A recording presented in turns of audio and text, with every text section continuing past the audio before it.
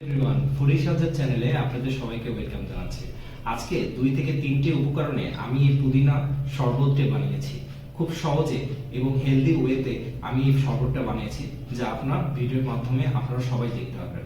সারাদিন রোজা থাকার পরে আমরা বাজারে যে কেমিক্যালযুক্ত যে শরবত ইউজ করি বা খাই, সেগুলো দেখা যায় আমাদের শরীরের জন্য অনেক অনেক ক্ষতিকর, যেটা আমরা জানি অথবা না জানি। কিন্তু আমি মনে করি আপনি যদি প্রতিদিন বাসায় এরকম হেলদি শরবত বানান, সেটা আপনার জন্য এবং আপনার পরিবারের জন্য অনেক ভালো হবে। চলুন তাহলে ভিডিওটা শুরু করা যাক। আজকে আমরা বানাবো গরমের জন্য একদম পারফেক্ট রিফ্রেশিং ড্রিঙ্ক পুদিনা লেবুর শরবত।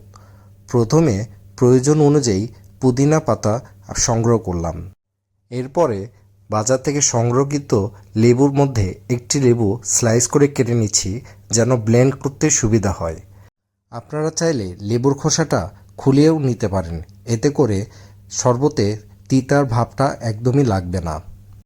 লেবুগুলো স্লাইস করে কাটার পরে পুদিনা পাতা আমি একটি জারে পানির দিয়ে ভালোভাবে ভিজিয়ে নিচ্ছি। খেয়াল রাখতে হবে পুদিনা পাতা যেন ভালোভাবে পরিষ্কারভাবে ধুয়ে নেওয়া হয়। এরপর পুদিনা পাতা ব্লেন্ড করার জন্য জারে নিয়ে নিচ্ছি। এরপর একে একে স্লাইস করা লেবুগুলা এই জারের ভিতর দিয়ে দিচ্ছি।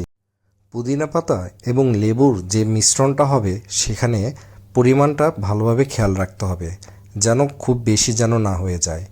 এতে করে স্বাদের মান ঠিক থাকবে। পরবর্তীতে আমি চিনি দিয়ে দিচ্ছি পরিমাণ মতো।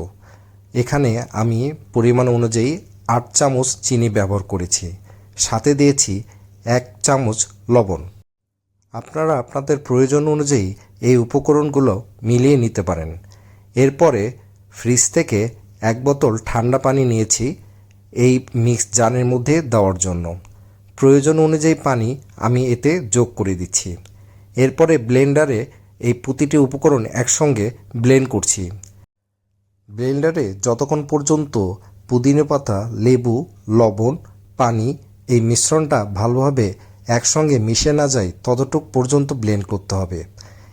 মিক্সচার মেশিনে ব্লেন্ড করার পরে কিছু পরিমাণ পুদিনা পাতার রস আমি একটি গ্লাসে নিয়েছি এবং গ্লাসে প্রয়োজন অনুযায়ী ঠান্ডা পানি যোগ করছি। এই শরবত গরমে শরীর ঠান্ডা রাখে, হজমে সাহায্য করে এবং ফ্রেশ একটা ফিল দেয়। আপনারা বাসায় অবশ্যই ট্রাই করবেন। ভিডিও ভালো লাগলে অবশ্যই লাইক এবং সাবস্ক্রাইব করবেন।